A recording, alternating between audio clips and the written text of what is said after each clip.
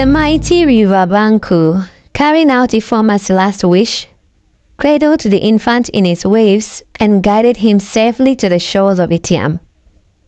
As the first rays of the morning sun kissed the water, a fisherman named Uko spotted a baby boy floating near the river bank, wrapped in a cloth that still carried the scent of a mother's warmth.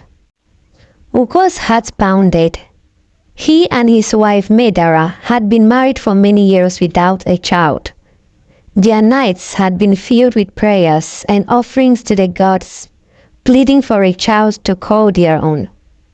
He took the child home and showed it to his wife Medara.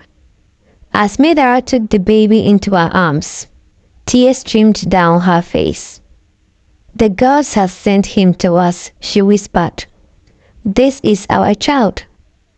They named him Enobasi, meaning God's gift, and raised him as their own. While Enobasi thrived in Itiam, the people of Ibino suffered under the weight of River Banku's curse. The once proud village was now at the mercy of their long-time rivals, the people of Itiam, who controlled the untainted side of the river. The people of Itiam, emboldened by the curse, treated the Ibino villagers with hostility. They had suffered too much at the hands of the Ibino in the past, and now that fate had given them power, they intended to use it. They allowed the Ibino people to fetch water, but at a price. Some days they demanded free labor. Other times they humiliated them, forcing them to beg for every drop. The Ibino people swallowed their pride and endured it. They worked in Itiam's fields, cleaned their homes, and even carried heavy jugs of water back to the Ibino palace so the royal family could live in comfort while they suffered. The curse had turned the mighty into the weak, and the weak into the mighty.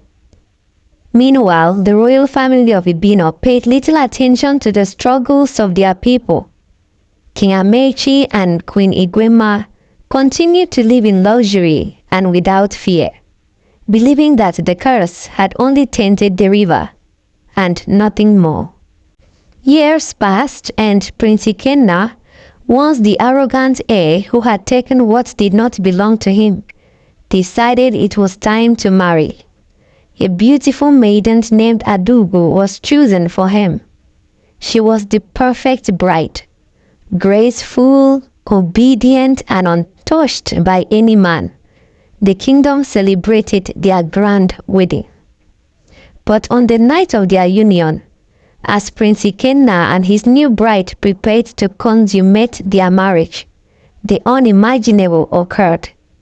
Just as he reached for her, a chilling realization gripped him. His manhood had vanished, not injured, not damaged, completely gone. He let out a horrific scream. Adugo, shaking with fear and screaming, ran out of the chamber, covering herself with a wrapper. This drew the attention of the king and queen and some palace attendants. Panic gripped the palace. The news managed to get out. By morning, the entire village knew that the prince, who had once been feared for his power over women, was now less than a man. Different healers were brought in to heal the prince, but none could heal him or have answers to his plight. The king and queen demanded answers from the chief priest, the same man they had once bribed to cover up Ifoma's injustice. The chief priest trembled before the royal family. His voice cracked as he finally spoke. "It is the curse of River Banku," the priest declared. "The blood of Ifoma still cries for justice.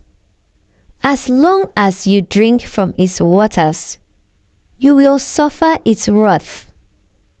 Yet the royal family remained blind to the lesson fate was trying to teach them. King Amechi, and Kwiniwema still clung to their arrogance. Soon after that, the king, Kwiniwema, and the gods who had mothered the former began to suffer as well.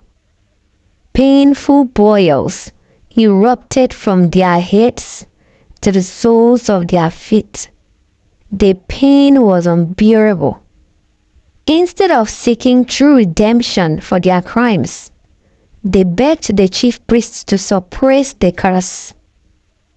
The priests listened in silence as they poured out their desperation. Their voices trembled, their bodies ached, but their hearts remained unchanged.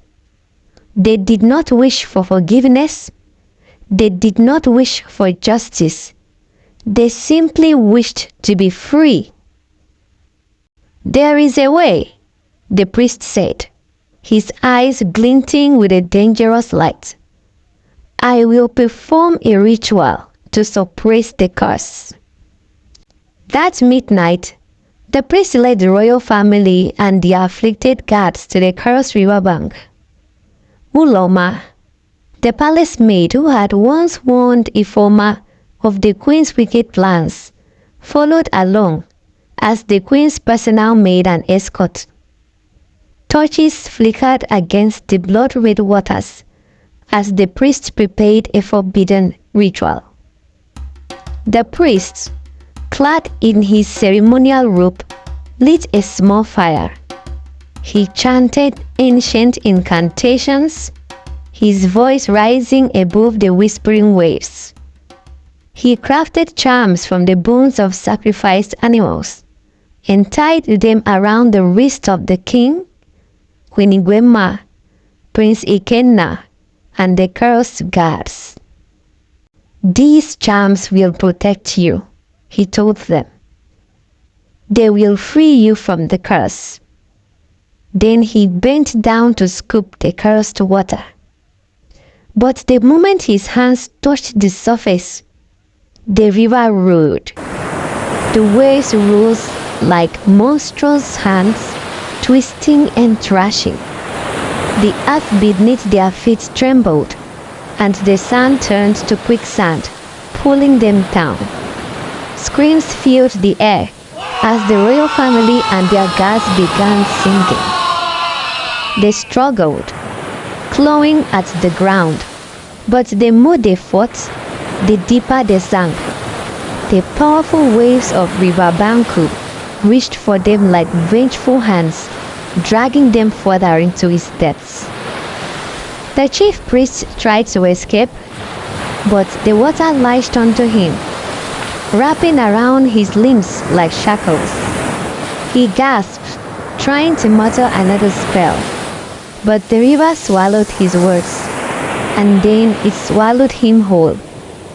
One by one they perished, their bodies vanishing into the cursed waters.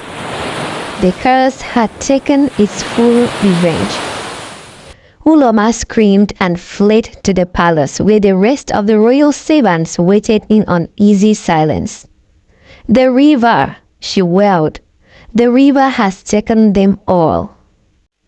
She ran into the village, followed by terrified palace servants. "The king is gone. The queen has drowned. The prince has perished." The entire village of Ibino awoke in shock. One by one, they stepped out, torches in hand, whispering among themselves as they marched toward the river. Could it be true? Had the mighty palace fallen in a single night? There at the river bank, a deep, uneasy silence settled over the kingdom as the villagers turned their eyes to the cursed river. For the first time in years, the waters of River Banku were still.